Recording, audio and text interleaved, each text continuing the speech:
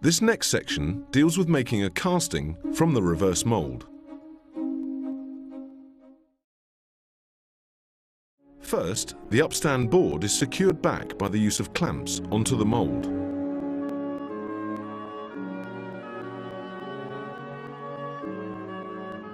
The system of taking a cast from the mould is very similar to the method of forming the case. Casting techniques are similar, only the shape changes.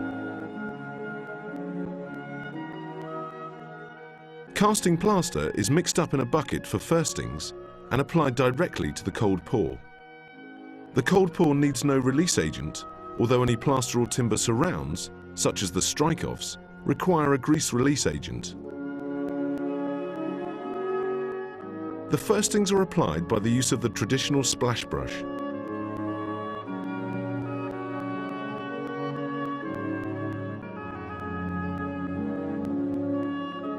The canvas is then applied when the firstings have picked up sufficiently in the form of laps.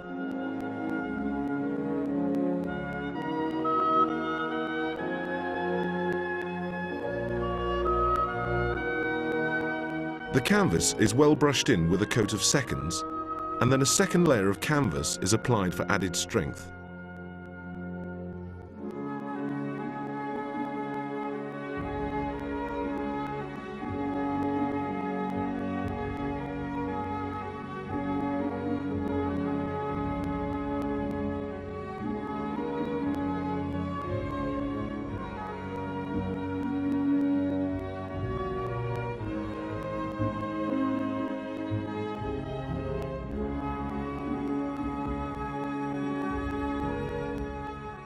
Ropes are soaked and positioned around the strike-off area with laths placed upon them.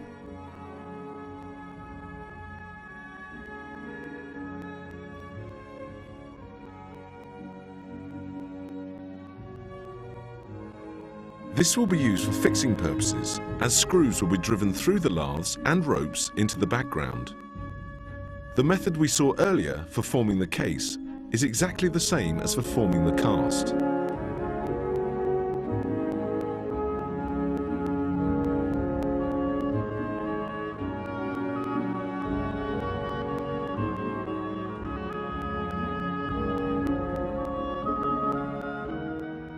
It is important that the strike-offs are flat, because if not, the cast will be more difficult to fix flat back to the background.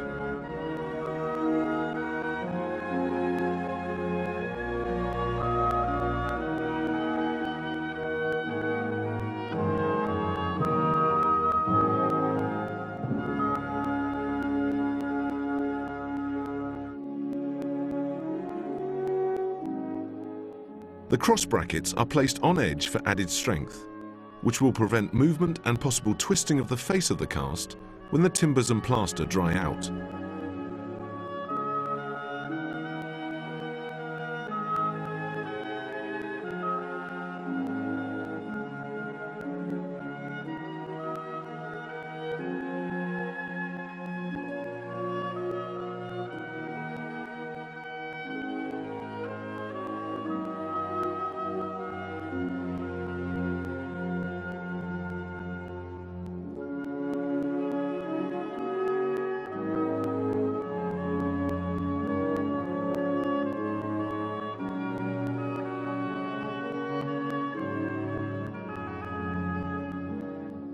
Plaster is now splashed over the back of the cast for added strength, and the canvas is well covered, and a final strike-off takes place.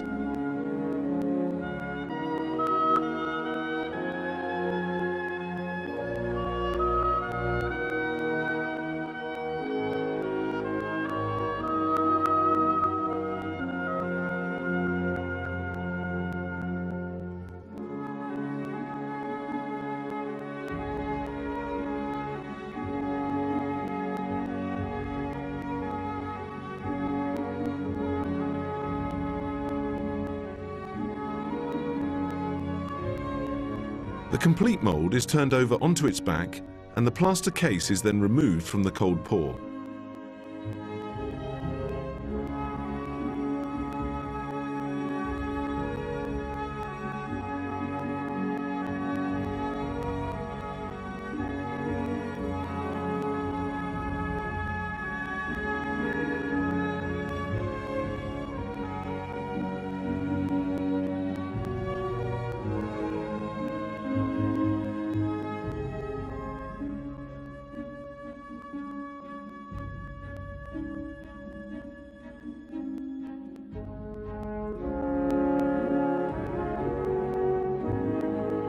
The cold pour is gently pulled away from the face of the overdoor cast and laid straight back into the case so that it does not get damaged or distort.